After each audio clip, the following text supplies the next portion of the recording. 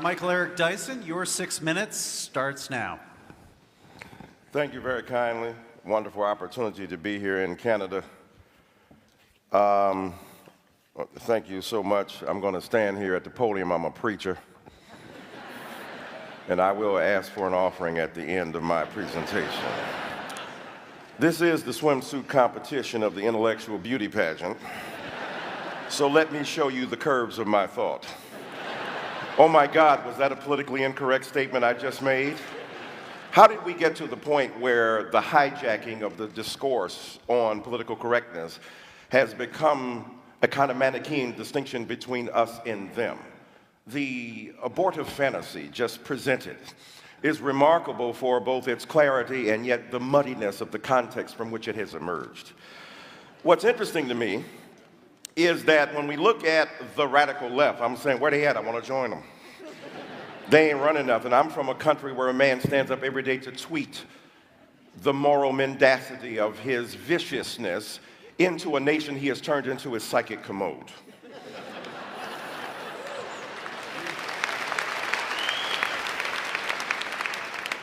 Y'all got Justin, we got Donald.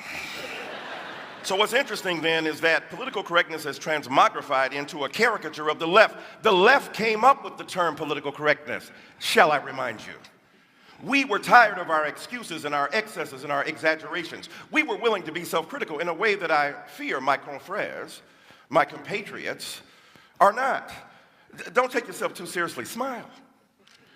Take yourself not seriously at all, but what you do with deadly seriousness. Now it is transmogrified into an attempt to characterize the radical left. The radical left is a metaphor, it's a symbol, it's an articulation. They don't exist, their numbers are too small. I'm on college campuses, I don't see much of them coming. When I hear about identity politics, it amazes me. The collectivist identity politics, last time I checked, white folk invented race. That was an invention from a dominant culture that wanted groups to at their behest. The invention of race was driven by the demand of a dominant culture to subordinate others. Right? Patriarchy was the demand of men to have their exclusive vision presented. The beauty of feminism is it's not going to resolve differences between men and women. It just says men don't automatically get the last word. Of course, in my crib, they never did. And so identity politics has been generated as a bête noire of the right, and yet the right doesn't understand the degree to which identity has been foisted upon black people and brown people and people of color from the very beginning on women and trans people. You think that I want to be part of a group that is constantly abhorred by people at Starbucks? I'm minding my own black business.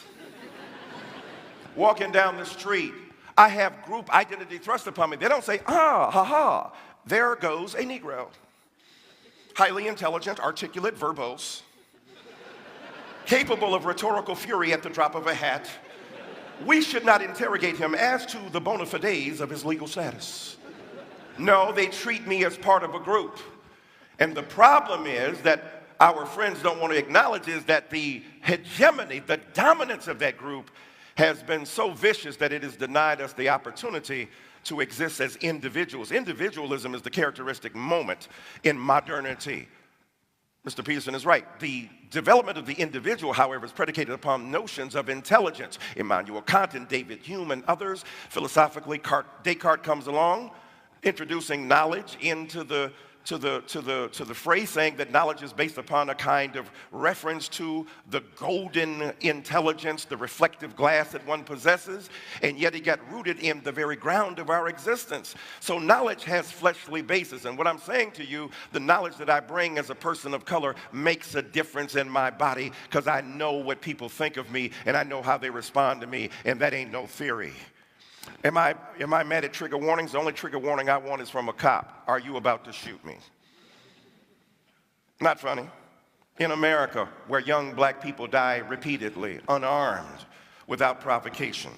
And so for me, identity politics is something very serious. And what's interesting about safe spaces, I hear about the university. I teach there. Look, if you're in a safe space in your body, you don't need a safe space. Some of that is overblown. Some of it is ridiculous. I understand. I believe that the classroom is a robust place for serious learning. I believe in the interrogation of knowledge based upon our understanding mutually of the edifying proposition of enlightenment.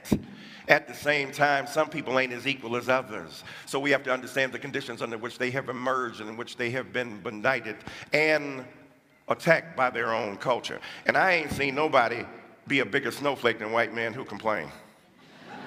Mommy, they won't let us play and have everything we used to have under the old regime where we were racist and supremacists and dominant and patriarchs and hated gays and lesbians and transsexuals. That, yeah, you got to share. This ain't your world, this everybody's world. And let me end by saying this. You remember that story from David Foster Wallace? Fish are going down, two fish are going, and an older fish comes in the opposite direction. He said, hello, boys, how's the water? They swim on, they turn to each other, what the hell is water? Because when you're in it, you don't know it. When you're dominant, you don't know it. Nothing, Kaiser Soze said, is more interesting that the devil did than to make people believe he didn't exist. That's what white supremacy is.